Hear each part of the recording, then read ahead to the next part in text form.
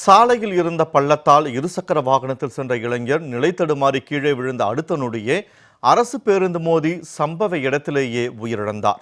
தரமற்ற சாலை காரணமாகவே இளைஞரின் உயிர் பறிபோனதாக பொதுமக்கள் குற்றம் சாட்டியுள்ளனர். விபத்திற்கான காரணம் குறித்து விவரிக்கிறது இந்த செய்தி தொகுப்பு. சென்னை மண்ணடி பகுதியைச் சேர்ந்தவர் அசாருதீன். இவர் தண்டையார்பேட்டையில் உள்ள ஹுண்டாய் கார் ஷோரூமில் பணியாற்றி வந்தார். இவர் ஷோரூமிற்கு செல்ல தனது இருசக்கர வாகனத்தில் காசிமேடு சூரியநாராயணன் சாலையில் பயணம் செய்திருக்கிறார். அப்போது சாலையில் இருந்த பள்ளம் காரணமாக அசாருதீன் இருசக்கர வாகனத்துடன் நிலை தடுமாறி கீழே விழுந்துள்ளார். அப்போது பின்னால் வந்த சென்னை மாநகர அரசு பேருந்து மோதி அசாருதீன் சம்பவ இடத்திலேயே பரிதாபமாக உயிரிழந்தார். இதனை கண்டு அதிர்ச்சி அடைந்த பொதுமக்கள் மற்றும் பயணிகள் பேருந்தை சிறைப்பிடித்து ஓட்டுநர் மற்றும் நடத்துனரிடம் வாக்குவாதத்தில் ஈடுபட்டதால் அவர்கள் பேருந்தை சாலையிலேயே நிறுத்திவிட்டு பாதுகாப்பு கேட்டு காவல் நிலையத்தில் தஞ்சம் அடைந்தனர்.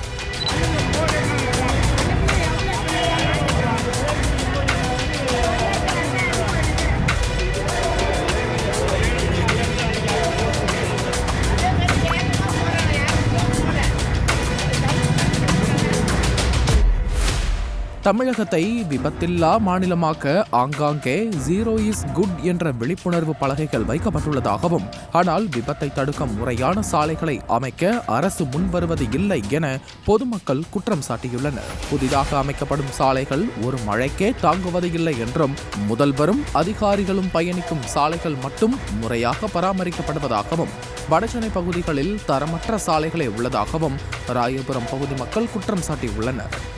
ரீசெண்டாக பார்த்தீங்கன்னா ஜீரோ இஸ் குட் அப்படின்னு சொல்லிட்டு ஒரு இனிஷியேட்டிவ் ஏற்படுத்தினாங்க. நிறைய பேர்கிட்ட இது என்ன அப்படின்னு சொல்லி கேட்டுட்டு இருந்தாங்க.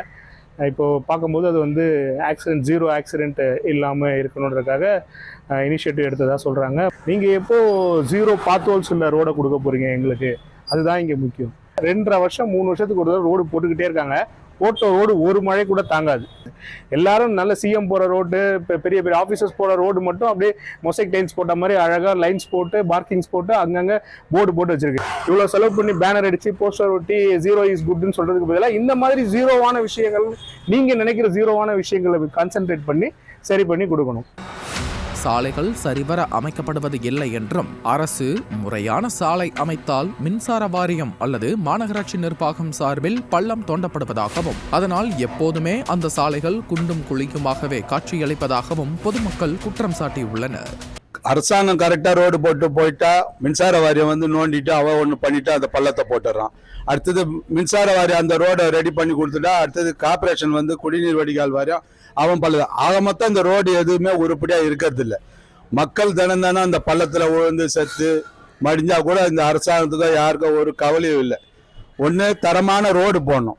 இப்போ இந்த சின்ன ஸ்டாண்ட்லின்ற பகுதியில் ரோடு போட்டிருக்காங்க, சிமெண்ட் ரோடு 4 கலர்ல 4 விதமான ரோடு போட்டிருக்காங்க. இது யாருக்கோசரம் செய்யறாங்கன்னே தெரியல. மக்களுக்கோசரம் செய்யறாங்களா இல்லை அவங்களுக்கோசரம் செய்யறாங்களா தெரியல. விபத்து இல்லாத மாநிலம், விபத்து இல்லாத இந்தியான்னு சொல்லி வெறும் வாய் வழியா தான் இந்த வார்த்தையை சொல்லிட்டு இருக்காங்க. எந்த இடத்துல அவங்க விபத்து இல்லாத ஒரு சாலை போடுறாங்க. எங்க பார்த்தாலும் குண்டும் குழி. கரெக்டா 90% வேலை போன வாட்டி கூட மழை வரதுக்கு முன்னாடி இதுதான் சொன்னாங்க. 99% வேலை முடிஞ்சிச்சு ஒரு மந்திரி, 95% வேலை முடிஞ்சு, 100% வேலை முடிஞ்சிச்சு. 100 முடியல, 99ல 0% தான் அங்க வேலை முடிஞ்சிருக்கு. சாலைகளில் பள்ளம் தோண்டப்படுவது எதற்கு என தெரியவில்லை என்றும், ஹெல்மெட் போட சொல்லும் அரசு சாலை போடாதது ஏன் என கேள்வி எழுப்பும் வடசென்னை மக்கள் இனி இது போன்ற விபத்துக்கள் நடைபெறாத வண்ணம் முறையான சாலைகளை அமைக்க வேண்டும் என வலியுறுத்தியுள்ளனர். இப்போ பார்த்தீங்கன்னா நம்ம மாநிலம் முழுவதும் விபத்தில்லாத மாநிலமாக செயல்படுறதுக்கு ஒரு திட்டம் கொண்டு வந்துக்கிறாங்க.